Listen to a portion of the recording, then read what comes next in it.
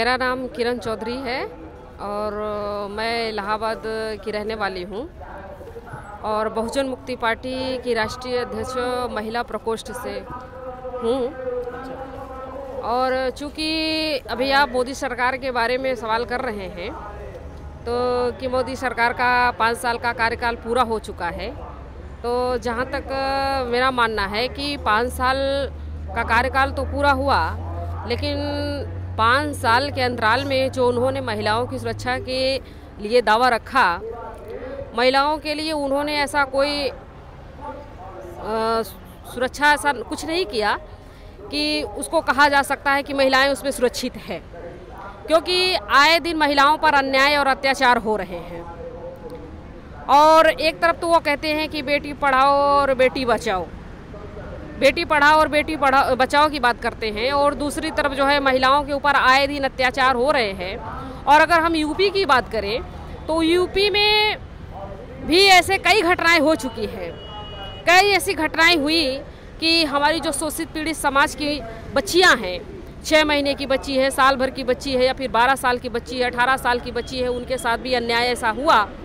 और इसके पहले जो है घटना कश्मीर में जो हुआ कि हमारी बेटी जो आसिफा बानो थी, उसके ऊपर भी जो अन्याय अत्याचार हुए, और उसमें जो उसके ऊपर अन्याय अत्याचार हुआ उसमें इस देश का जो पुलिस विभाग है वो भी उसमें शामिल था, जबकि ये मोदी सरकार उस पर रोक लगा सकती है, लेकिन वो जानबूझ करके रोक नहीं लगा रही है।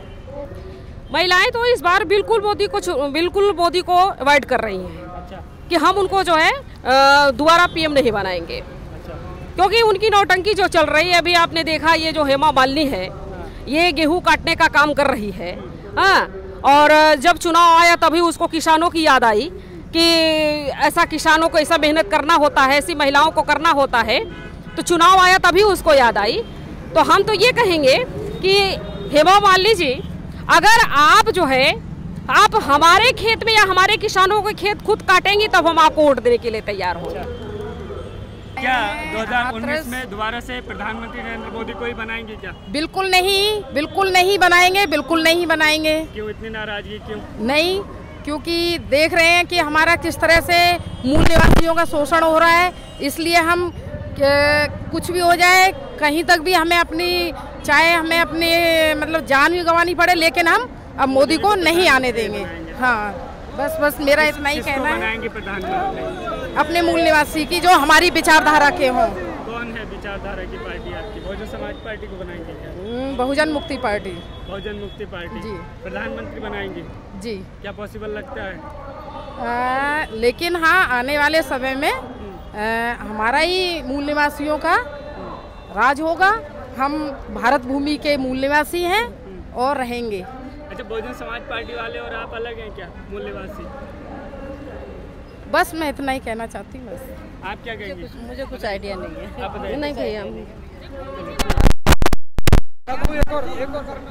सर देखिए, मैं मोदी जी का कार्यकाल पिछले 5 सालों में हम सब देख रहे हैं, हमारा पूरा बहुजन समाज देख रहा है कि लगातार बहुजन समाज पर के ऊपर हमले, अत्याचार उनके ऊपर लगातार बढ़े हैं, और यहाँ तक बढ़े हैं कि हमारा आज के समय में हमारे देश का संविधान तक खतरे में आ चुका है। जो कुछ भी उन्होंने किया है, चाहे वो नोटबंदी हो, जीएसटी हो, उसका जो परिणाम हुआ है हमारे समाज के ऊपर, आप समाज के बीच में जाके देखिए, बहुत बड़ा विद्रोह है लोगों के बीच में। लोग बिल्कुल भी उस चीज़ को बर्दाश्त नहीं कर रहे हैं कि किस तरीके से हमारे ऊपर हमारे को उन्होंने, हमारे जो समाज है, बहुजन समाज है, उसको किस तरीके से हाशिए पे लाके खड़ा कर दिया है। लोकसभा चुनाव का दौर चल रहा है, कौन दूसरा विकल्प दिखाई दे रहा है पीएम के लिए देश में इस वक्त? सर देखिए, पीएम कोई भी हो, हमें आज ये जो बहुजन समाज है, इसको यह सोचना चाहिए कि भारतीय जनता पार्टी अगर नहीं होती है या हारती है या जाती है 5 सालों में, तो उसके बाद कांग्रेस आती है, और कांग्रेस जाती है तो भारतीय जनता पार्टी आती है। तो ये जो पक्ष और विपक्ष में ये दोनों जो ब्राह्मणवादी सोच की, मनुवादी सोच की जो पार्टियां बैठी हुई हैं, वो जो कि लगातार मिलकर हम बहुजन समाज का शोषण कर रही हैं, इस पर अब बहुजनों को विचार करना चाहिए और एक विकल्प खोजना चाहिए समाज में से, कि कोई विकल्प सामने तीसरा शक्ति आए। जो बहुजनों की शक्ति है जो बिखरी हुई है वो इकट्ठी होनी चाहिए, और इस बहुजनों की शक्ति को एकत्रित करने के लिए आज हमारे बहुजन समाज की जितने भी नेतागण हैं, जितने भी सामाजिक संगठन हैं, उनको ये विचार करना चाहिए। अगर आपने चैनल को सब्सक्राइब नहीं किया है तो प्लीज सब्सक्राइब कीजिए और ताज़ा अपडेट पाने के लिए बेल आइकन को दबाना ना भूलें।